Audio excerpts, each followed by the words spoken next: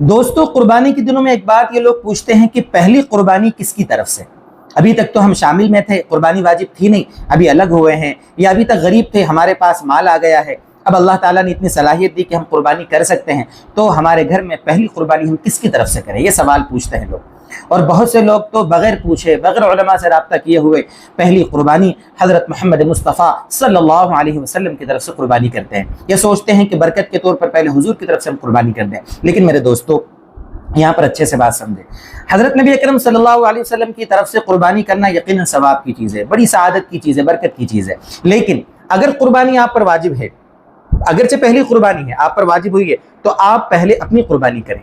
حضور کی طرف سے قربانی کرنا نفل ہے، اگر آپ نہیں کریں گے آپ کو کوئی گناہ نہیں ملے گا، لیکن آپ اپنی طرف سے جو قربانی نہیں کر رہے ہو اس کا آپ کو گناہ ملے گا۔ حضور کی طرف سے قربانی کرنا یقیناً سعادت کی چیز ہے، لیکن اپنی قربانی چھوڑ کر حضور کی طرف سے کرنا یہ غلط چیز ہے۔ آپ پر اگر قربانی واجب ہوئی ہے، آپ اپنی طرف سے پہلی قربانی کریں، پہلی ہو یا دوسری ہو، کوئی بھی قربانی ہو، آپ پر اگر قربانی واجب ہے تو آپ اپنی طرف سے وہ قربانی کریں۔ حضور اکرم صلی اللہ علیہ وسلم کی طرف سے قربانی کرنا وہ آپ کی مرضی ہے، نفل چیز ہے، کریں گے ثواب ہے، نہیں کریں گے کوئی گناہ نہیں، لیکن آپ کی قربانی واجب چھوٹ جائے گی۔ اس لیے مسئلے کو سمجھیں۔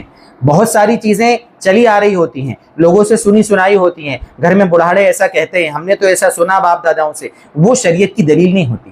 لوگوں سے سنی سنائی بات شریعت کی دلیل نہیں ہوتی۔ ہم ایک ذمہ داری کے ساتھ، ایک مفتی ہونے کے ناطے، شریعت کا اللہ نے اگر کچھ علم کا قطرہ ہمیں دیا ہے تو ہم چاہتے ہیں کہ ہم آپ کی رہبری کریں، آپ کو سمجھائیں، صحیح مسائل آپ کو بتائیں۔ اس لیے قربانی کی لائن سے بھی ویڈیوز ہم اپلوڈ کر رہے ہیں تاکہ ہمارے ذریعے سے کسی ایک کو بھی صحیح مسئلہ معلوم ہو جاوے اور وہ مسئلے پر عمل کر لے، تو ہماری نجات کے لیے تو کافی ہے نا۔ اس لیے میرے دوستو اچھے سے دھیان رکھیں کہ پہلی قربانی ہو یا کوئی بھی قربانی ہے، اگر واجب قربانی ہے تو آپ اپنی طرف سے اس کو کرنے کی فکر کریں، لیکن اگر یہاں پر ایک مسئلہ اور سمجھا دو، قربانی واجب ہے ہی نہیں، آپ پر قربانی واجب نہیں ہے اور آپ قربانی کرنا چاہ رہے ہیں، اب آپ اپنی طرف سے کریں یا حضور اکرم صلی اللہ علیہ وسلم کی طرف سے کریں، آپ کو اختیار ہے۔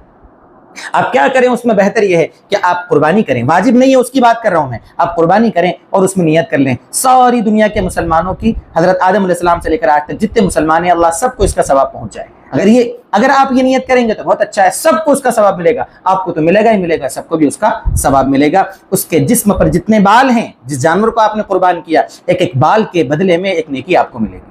بال ہم گن نہیں سکتے، نیکیاں بھی ہم شمار نہیں کر سکیں گے، بڑی ثواب اور فضیلت کی چیز ہے۔ اللہ تعالی ہمیں دین کی ایسے ہی سمجھ عطا فرمائے اور ہماری قربانیوں کو بھی اللہ اپنی بارگاہ میں قبول فرمائے۔ والسلام علیکم ورحمۃ اللہ وبرکاتہ۔